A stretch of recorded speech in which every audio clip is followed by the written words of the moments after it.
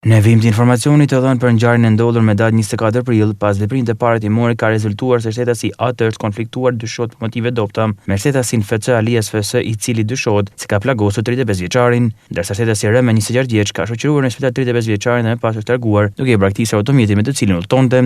Por nga veprimet e rezulton se rreth orës 10:20 në spitalin e Laçit ka mbërritur i plagosur në këmbë me armë zjarri pistolet 35 vjeçari dhe mjekuroje nuk ka njoftuar shërimin e policisë, por ka dërguar për mjekim në spitalin e Tramës Tiranë. Në përfundim të veprimeve të para timore, u bë shpallje ndërkimi shtetasve FC Alias FS 40 vjeç banues në fshatin Gorre Gurbin. Për vret penale, plagosja me dashje dhe mbajtja pa leje dhe prodhimi armëve, armë shpërthyes dhe municionit, me 26 vjeç banues në një fshat për vend penale mos kallëzimi i krimit.